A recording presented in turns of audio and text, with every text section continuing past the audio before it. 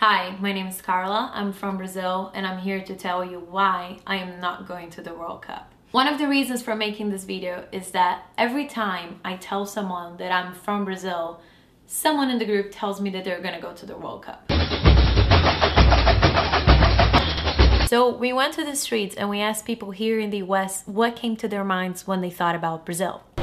Girls, Ronaldo, soccer first. Lots of partying, lots of dancing. Hot. But here's when it gets serious. The World Cup is gonna add up to about $30 billion. That's more than the last 3 World Cups added together. They added up to about 25 billion. Now tell me, in a country where illiteracy can reach 21% and averages 10%, a country that ranks 85 in the Human Development Index, a country where 13 million of people are underfed every day, and where many other people die waiting for medical treatment. Does that country need more stadiums? Sou médica, tô revoltada, tô sozinha nessa porcaria aqui. Não posso fazer nada pelo excesso de pacientes doentes. E a secretaria, o governador não faz nada. So some politicians argue that the World Cup and the Olympics are the incentive our country needed to get better. Wait, what? So we've been paying taxes all these years. For what? What country needs an incentive to take care of its people? Suddenly, there's all this money to build stadiums, and the population is led to believe that the World Cup is just the change they are needed for their lives to get better. But the truth is that most of the money that comes from the games and the stadiums goes straight to FIFA, and we don't even see it. And the money that comes from tourists and investors goes straight to the hands of those people that already have money. So yeah, maybe the guy who's selling ice cream on the beach is gonna do better that week, but will the event really change his life?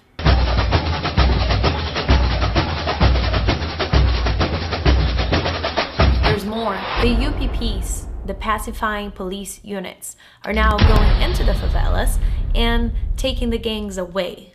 Now, where do you think they're taking those gangs to, and for how long are they really gonna be gone? We call this in Brazil putting the dirt under the rug. It's a temporary solution for a much deeper problem. Plus, what do you think comes with samba, partying, and dancing? Drugs. And where do you think those drugs come from? Guess. The gangs can quite never be away. There's more. A lot of people are being kicked out of their houses to give space to the Olympics and to the World Cup. Against their will. Their houses are just being marked every day and destroyed. That's how it's working.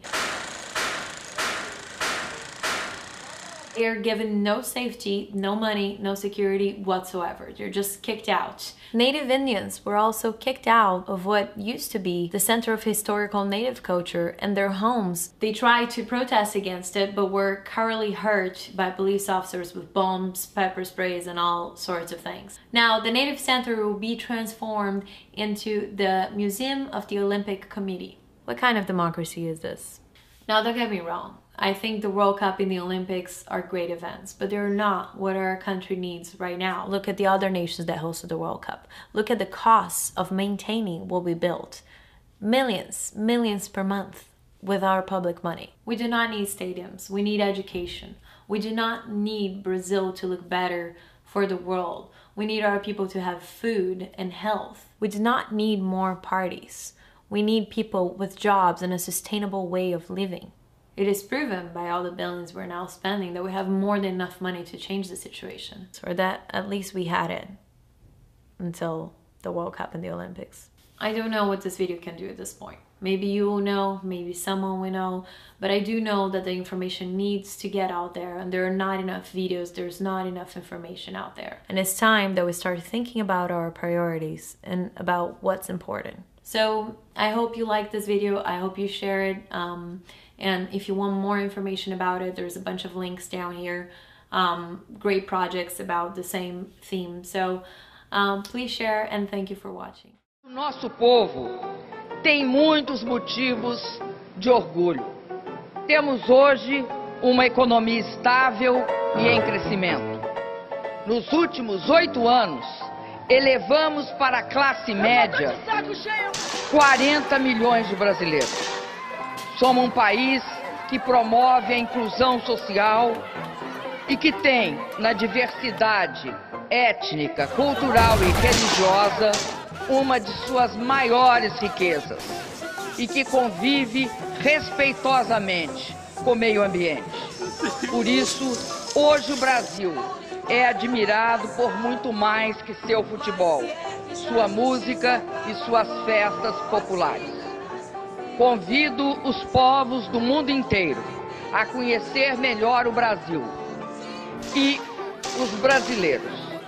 Vocês encontrarão um país muito bem preparado para realizar a Copa do Mundo, com toda a infraestrutura necessária, com um eficiente sistema de transporte, com avançada tecnologia de comunicação e com muita segurança.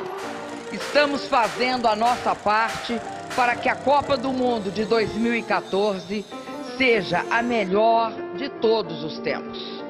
Estejam certos que esse novo Brasil estará pronto para encantar o mundo em 2014.